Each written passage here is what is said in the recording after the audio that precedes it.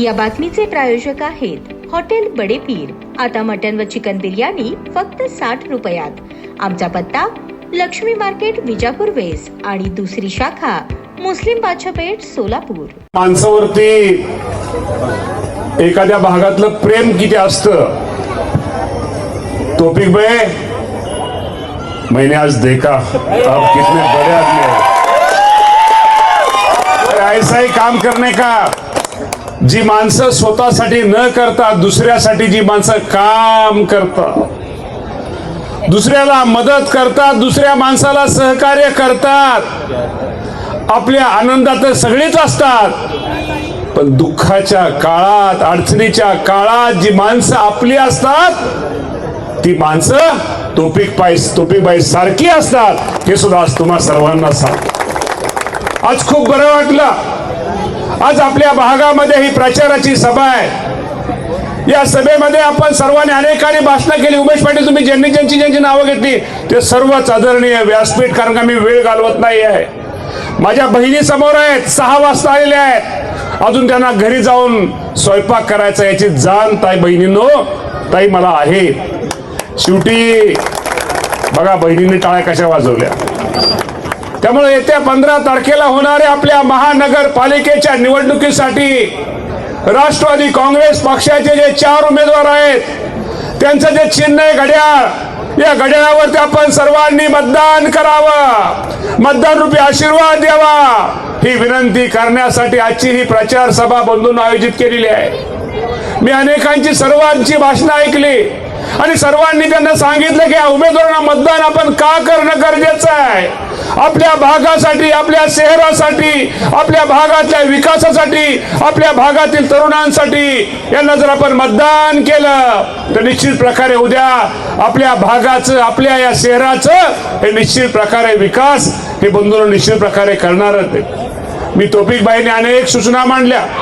तौफीक भाई, मी तुमचं भाषण बारकाईने ऐकत होतो की तुमचं असणारं या भागामध्ये मी 4 उमेदवारांना सांगतो, तुमचं प्रेम मी पाहिलं, तुमच्या मनामध्ये हृदयापासून तुम्ही लोकांना जे सांगत होता, त्यावेळेस नक्की वाटतं अशी माणसं निश्चित प्रकारे कुठेतरी आपल्यासाठी काम करणारी माणसं आहेत। तेव्हा अशा माणसांना, अशा हिऱ्यांना हुडका, अशा हिऱ्यांचा सन्मान करा। असे हिरे समाजामध्ये खूप थोडे असतात की जे दुसऱ्यासाठी जगतात। त्यामुळे निश्चित प्रकारे या 4 उमेदवारांना मतदान करा। कुणी सांगाल की मी अपक्ष, मी मामांनी सांगितलंय मी मामाचा उमेदवार आहे, कुणी दादाचा उमेदवार, आमचा उमेदवार कुणी नाही, घड्याळ हे आमचा उमेदवार आहे, हे नेहमी लक्षात ठेवा। तुमच्या कुणी गैरसमाजाला तुम्ही करू नका, हे मी तुम्हाला सांगतो। आपला राष्ट्रवादी पक्ष फुले शाहू आंबेडकरांचे विचारधारा करून चालणारा पक्ष आहे। आपल्या पक्षामध्ये एक सर्व धर्म समभाव आहे। आमचा हिंदू असू द्या, मुस्लिम असू द्या, आम्ही सगळे भाई आहोत। आमच्या सगळ्यांचं रक्त लाल आहे। त्यामुळे असा भेदभाव कुठेतरी कुणी स्वार्थासाठी जर राजकारण करत असेल, कुठेतरी आपल्यामध्ये भांडण लावत असेल, यापासून बंधूंनो सावध राहा, यापासून हे राहा। आणि निश्चित प्रकारे बंधूंनो, मी तुम्हाला प्रामाणिकपणे, मला कुणावरती टीका टिप्पणी, कोण काय सभा कोणाची झाली, कोण काय म्हणलं, त्याच्यावरती आपल्याला टीका टिप्पणी करून आपलं पोट भरणार नाही आहे। त्याच्यावरती आपल्याला वेळ घालवायचा नाही आहे। आपल्याला वेळ जो घालवायचा आहे, उद्या आपल्याला या शहराचा विकास करायचा आहे, या शहरासाठी काहीतरी करायचं आहे। तुमच्या सगळ्यांच्या आशीर्वादामुळं, तुमच्या सगळ्यांच्या सहकार्यामुळे माझ्यासारखा कार्यकर्ता या शहरामध्ये 2019 साली पालकमंत्री झाला।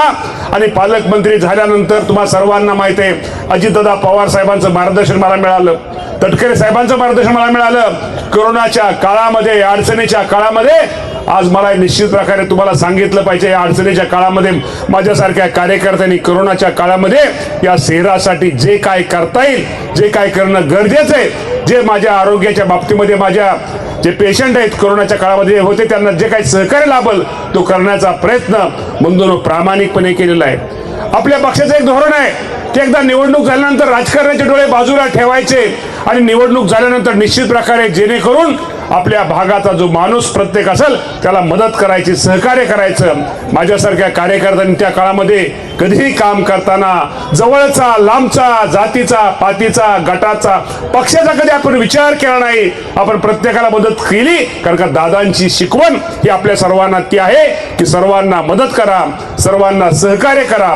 तर मला तुम्हाला आज हे सर्वांना एक सांगायचंय की प्रामाणिकपणे येत्या 15 तारखेला आपण घड्याळाचं बटन असं दाबा की निश्चित प्रकारे त्या बटनाचा आवाज हा इंदापूरला आला पाहिजे. असं बटन तुम्ही 15 तारखेला दाबा.